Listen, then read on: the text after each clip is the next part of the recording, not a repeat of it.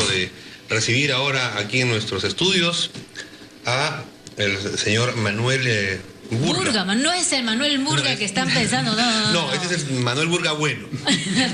Vicerrector de la universidad, ahora vicerrector de la Universidad Antón de Ríos de Montoya, un personaje comprometido con la educación en nuestro país. Buenos días, bienvenido. Buenos días.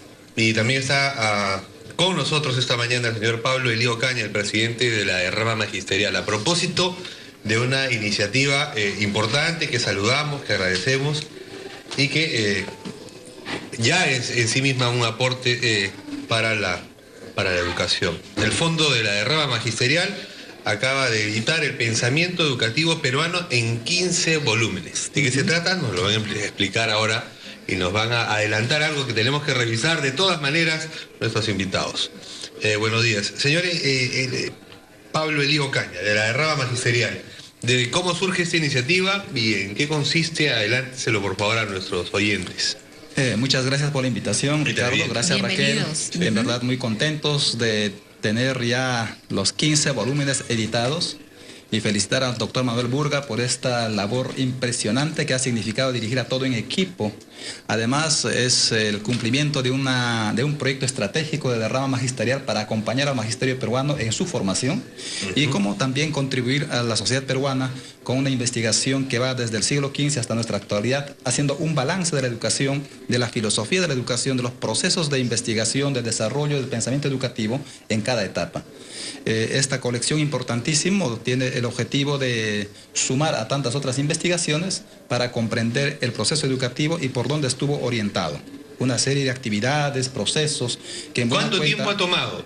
Ha tomado el desarrollo de este proyecto. Un promedio de 6 años desde su gestación y esto demuestra que si uno tiene los planes estratégicos bien puestos, es posible. Se inició entre los años 2008-2009, cuando aún era presidente del Consejo Directivo el profesor César Reyes Valle, luego el profesor Arteaga, y actualmente en mi periodo hemos logrado concretar estos importantes volúmenes, pero he visto de cómo día a día, semana a semana, el doctor Manuel Burga ha desvelado, ha trabajado un esfuerzo monumental de este proyecto. Ahora, estos tomos van a ser presentados el 27, ¿no? El 27 sí, efectivamente, de marzo. El 27 de marzo a las 7 de la noche en la Cámara de Comercio de Lima y están todos invitados. Esto va a ser en el auditorio Samuel Gleiser de la Cámara de Comercio de Lima. Efectivamente. Cuéntenos, por favor, señor Burga, sobre su participación, me dice que usted ha encabezado el equipo. Bueno, he coordinado el comité editor de la colección. El comité editor está integrado por 4 profesores académicos, universitarios, de especialidades diversas, y hemos logrado conjugar esfuerzos de 19 autores en los últimos 3 años y medio, 4, ¿no? Donde la rama magisterial, con buen sentido estratégico de la gestión, decidió publicar esta colección. Y eso nos permitió reunir autores peruanos y extranjeros, residiendo en el Perú y fuera, y plantearle las preguntas fundamentales. Cada uno de los 15 volúmenes estudia periodos diferentes de la historia peruana. Sí, es un esfuerzo del pensamiento educativo peruano, ¿no? Y los últimos 5 volúmenes, que son los que se van a presentar este jueves 27, estudian el periodo de 1930, en que termina el gobierno de Leguía, hasta el 2011. ¿no?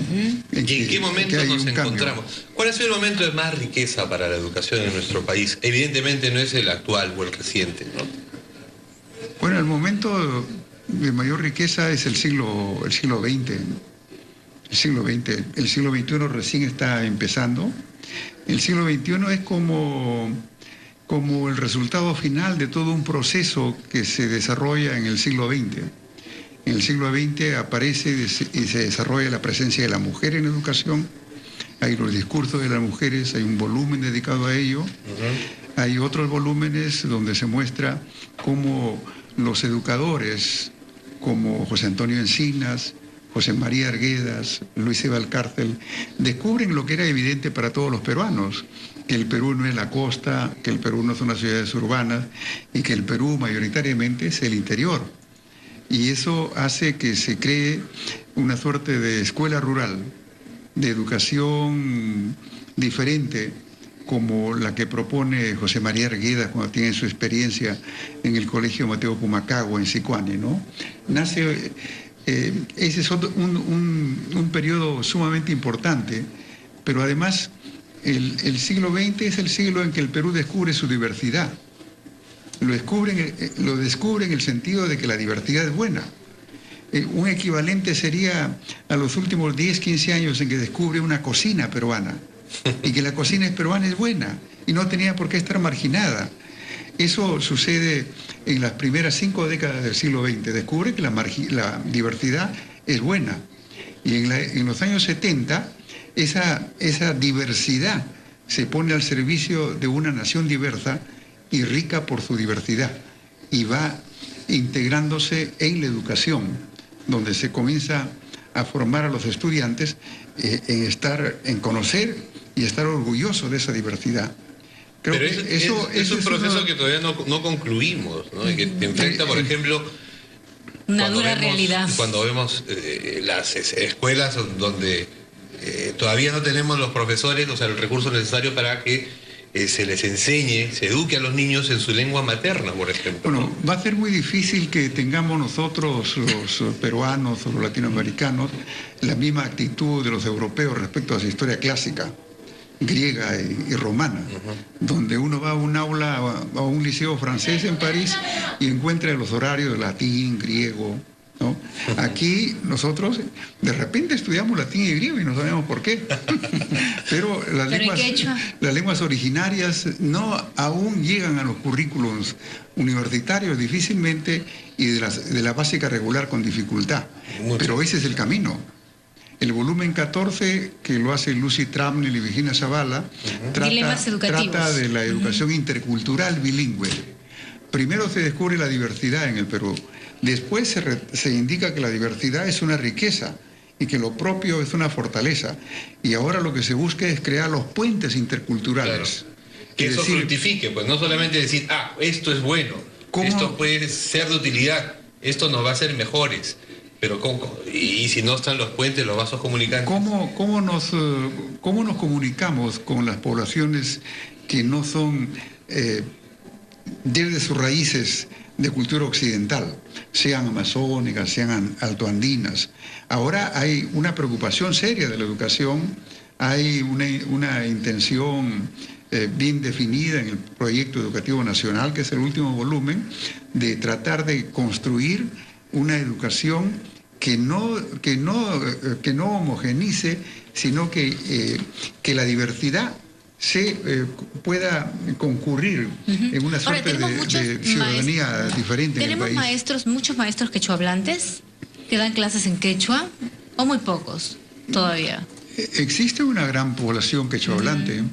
Existe una gran población de lenguas amazónicas, existen profesores ayánica, shipibos, aguajún.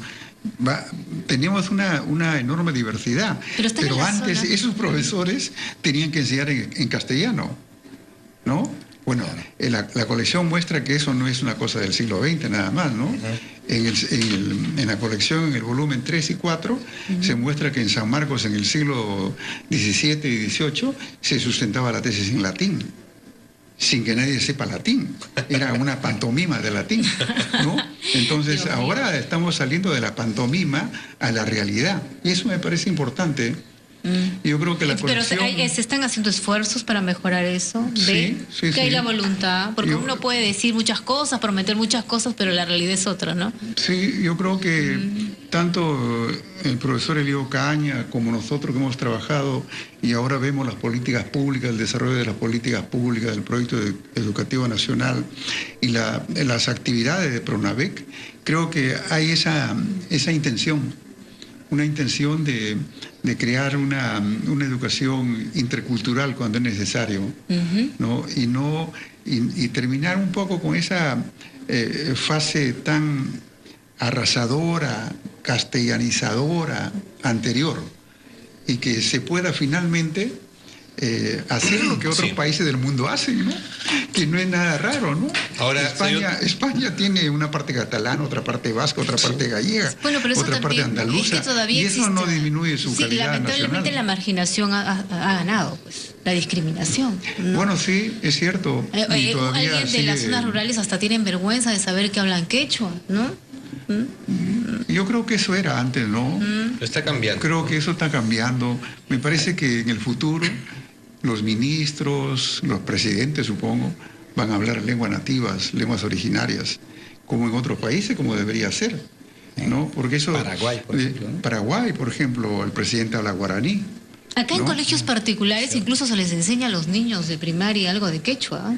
Colegios particulares, sí, bueno, pocos, muchos, pero hay, ya a veces se trata de llenar un vacío, ¿no? Pero lo importante es convertirlo en políticas. Bien. Y creo que hay señales claras actualmente sobre eso, ¿no? Sí, yo creo que es el camino que se está recorriendo ahora. Hay muchos colegios experimentales. Sí. Así como habían los Reyes Rojos y la Casa de Cartón, que era una suerte de experimento urbano limeño, hay Puyasunchis en el Cusco, ahora hay Alpamayo en Lima, que tienen una actitud diferente respecto a las culturas propias. Claro que sí. Pero ese tema que dice Raquel, de cuánto sentirnos orgullosos y no tener vergüenza de hablar una lengua nativa, bueno, mis amigos que hablan quechua no tienen ninguna vergüenza. No, y además yo les digo... Tienen un plus. Claro, no, si yo se ríen de nosotros a veces. Me encontré con una sobrina de un colegio particular, me hablaba, tía, quechua se saluda así, en quechua, en amor se dice, o sea, pero me lo decía con un orgullo, ¿no? Porque obviamente que en su escuela, obviamente le dirán, mira, esta es nuestra lengua del interior del país, ¿no? Y yo creo que si se les enseña desde pequeños de que es nuestra lengua original, ya de adultos no va a pasar nada, no vamos a sentir vergüenza y no va a haber esa discriminación que todavía persiste, por lo menos en la capital sí, ¿no? Pero hay elementos de la sociedad todavía que hacen difícil que la educación intercultural bilingüe prospere, porque las madres de familia y los padres de familia quieren que sus hijos se eduquen en castellano, ¿no es cierto? O en inglés. Porque es la lengua franca. Y habría que reconocer que el castellano es la lengua franca en el Perú. Claro, ¿no? nos permite comunicarnos a todos. Sí. Al final lo que nos une, vamos nos da a una zona xánica y la xánica nos habla en lengua franca, que es el castellano. Igualmente en todas partes. Pero eso se debe a la educación, eso lo está asumiendo como tal. Y entonces desarrollando formas de educación intercultural bilingüe. 5 tomos, entonces. Los 5 tomos van a ser presentados el 27 de marzo en la Cámara de Comercio de Lima. Muchas gracias. Felicidades. El tiempo los ha ganado el señor Elío Caña, que es el presidente de la rama magisterial, que se impuso esta tarea que todos agradecen. Muchas gracias, Pachi Niyahmi. También hablamos quechua. Orgulloso de ser eso, y de rama magisterial seguirá contribuyendo con estos proyectos y otras más, porque sabemos que solo así haremos de un país con cultura grande y digna. Muchas gracias. El profesor Caña sabe realmente la importancia que tiene que el tomo 14 decía de educación intercultural bilingüe 14, y que el tomo siguiente, el 15, trate del proyecto educativo nacional que en este momento está en marcha. Muy bien, señor Manuel Burga, el rector de la San Marcos, ahora en la Universidad Antonio Ruiz de Montoya, muy agradecidos por su presencia. Muy buenos días. Muchas gracias. 9:37, pausa y regresamos de inmediato.